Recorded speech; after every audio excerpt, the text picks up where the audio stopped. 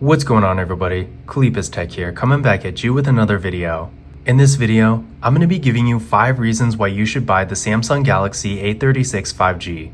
Now, I feel like for 2025, this is definitely one of the go-to mid-range phones, so it's no surprise that there are going to be a lot of really good things about it. But in this video, I'm just going to be going over a couple of my favorite things about it to give you a better idea of what kind of value it can give you. Now, my first favorite thing about the Samsung Galaxy A36 5G is the camera. Now, for what it is, this is definitely one of the strongest points of this phone. Up front here, we got a real nice 12 megapixel front-facing camera. The hole punch design really gives it a more modern look and feel. Then on the back, we got a triple camera setup with a 50 megapixel main camera, an 8 megapixel ultra-wide camera, and a 5 megapixel macro camera. So in general, we got a real solid camera setup here. Now, compared to other phones that are similar to it, I do think the camera quality here is pretty good. Obviously, if you're comparing it to maybe a tier above this, maybe you're coming from a flagship phone like an S10 that's older but still really high-end. In that kind of situation, then you might end up being a little disappointed here, but for me personally, I do think this is good enough. I mean, even for this channel, I film most of my videos on my personal phone, which is an iPhone 15 Pro Max. But if I ever have to film a video about my iPhone, then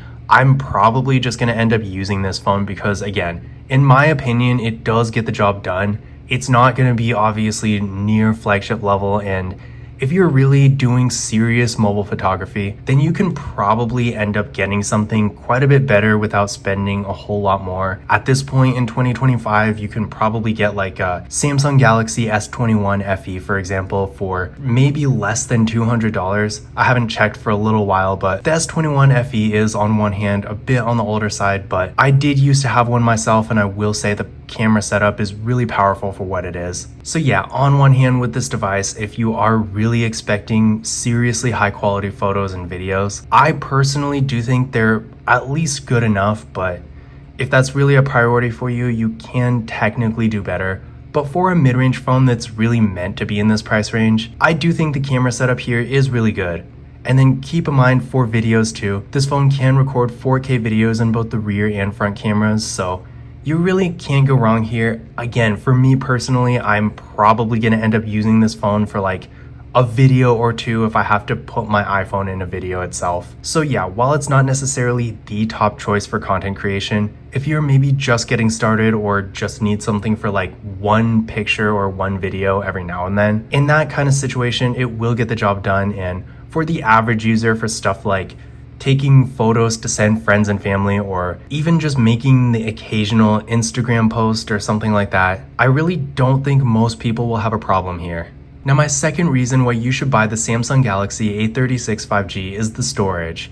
With this phone, we're getting 128 gigabytes of internal storage, so definitely a lot of storage. I feel like even at this point in 2025, although things are starting to take up more and more space, the average person will probably get by with 128 gigabytes. I feel like that is a pretty solid amount of storage, and keep in mind, unfortunately, this phone does not have micro SD card expansion, so if that is something you're looking for, then you are going to want to look for a different device. But another thing I do want to mention about that is that in this day and age, you're really not going to find very many phones in this general mid-range that have it. That is something that they're starting to take away for pretty much across the board at this point. So yeah, definitely keep that in mind. But yeah, with 128 gigabytes, you're probably not going to have any storage issues, especially if you're using things like Google Cloud, for example. And in addition to this, the A36 5G also comes in a variant that has 256 gigabytes. So if you are more of a power user, if you have lots of apps and videos and photos and games and all that kind of stuff, then with the A36 5G, again, this one in my hand does have 128 gigabytes, and I feel like most of them do, but if you really want more storage, with this device, you can get it. My next reason why you should buy the Samsung Galaxy A36 5G is the display. Now, I had originally said that the camera is pretty much the strongest point of this phone, and I think I was kind of wrong here. Now that I think of it, I feel like the display is definitely my favorite thing about this one. With this phone, we're getting a 6.7-inch Super AMOLED display with a 120Hz refresh rate, so I don't know why I'm even doing this because I doubt you can actually tell in this video, but with a higher refresh rate, the movement on the screen is going to be faster and smoother. On one hand, it's not like a night and day kind of difference, but on the other hand, it does make things feel a little bit more premium, so always nice there. With the Super AMOLED, the brightness and viewing angles, as you can see here, it is really good, and when you're outside in the sun, for example, or really in any kind of super bright area where your phone might be normally a little bit harder to see, in those kinds of settings, compared to something like an LCD display, things are going to look a little bit better on this phone. They're going to be easier to see, and then with a Super AMOLED, the colors are going to be a bit more bold and vivid, so if you're doing stuff where the image quality is important, then this is definitely going to help. In addition to this, we are getting a 1080p resolution, so things are nice and sharp. We're getting a PPI of 385, so yeah, really good image quality.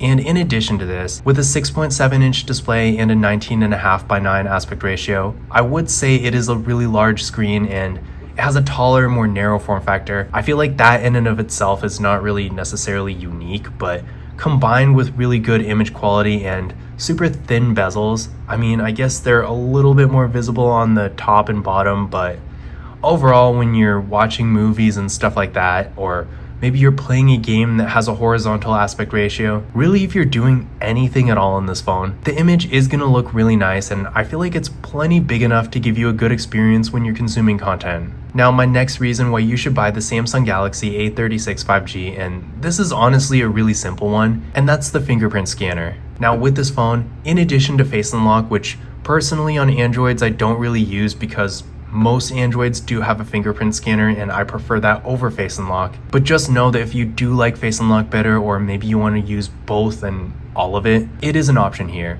But with this fingerprint scanner, it is in the display, which on one hand isn't quite as convenient as being able to just unlock it right on the power button, but at the same time it has a nice modern look and I feel like it really goes with the vibe of the phone, so I can't really complain. And just in case you're wondering, it does work when the display is completely off. So as you can see right now, nothing on the screen, but if I go like this, that is going to unlock. So real fast and responsive.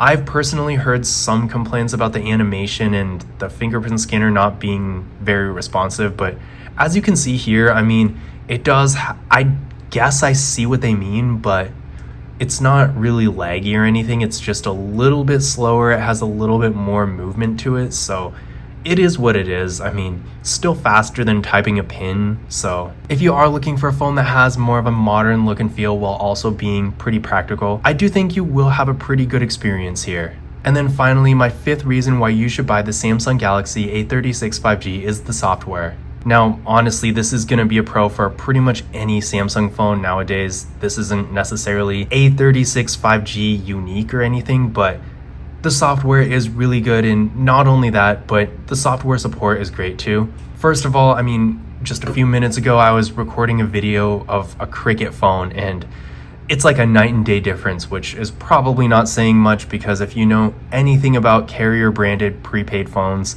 the bloatware is a little much sometimes, whereas with Samsung's software, obviously, like, there's not really going to be a whole lot of anything like that. And even when you compare it to other phones, like maybe not OnePlus, but Motorola does have some stuff, and depending on who you're asking, the software could be a little questionable. But with Samsung, I feel like that's really a strong point of Android phones, or Samsung phones, I should say. With Samsung, I feel like that's really a strong point of these devices. And if I go to my settings, go to the About section right here, go to Software, as you can see, this phone does have Android 15 right now with One UI 7.0, so I'm getting updates on this phone constantly. The software support is really good, and if you are someone who wants to get all the major updates when they happen, the A36 5G or really any Samsung phone made in 2025 is going to be a great choice, and honestly, probably in just at least that regard, I feel like it will be the best choice you can possibly make. I mean, I'm not really going to bring iPhones into this conversation because that's a whole different story, but as far as Androids go, I don't really know of any other phone that has software support at the level of Samsung. I mean, maybe Google now, but probably still not. And Google phones are typically, unless you're getting an older one, a lot more expensive than this. So in general, if software is a priority for you, you're definitely not going to go wrong with this phone. But those were my 5 reasons why you should buy the Samsung Galaxy A36 5G. I didn't want to make this too long, but just keep in mind there's a lot of good about this phone, and especially now. Back in June when it first came out and I got it, I was kind of on the fence about it just because compared to other similar Samsung phones like the Samsung Galaxy A35 5G and the A50 whatever they have now, I feel like they're all starting to kind of blend together. But at this point, I have seen some really good deals with this phone, and although I personally paid $350 or $375 for it unlocked at Best Buy, honestly, don't do that.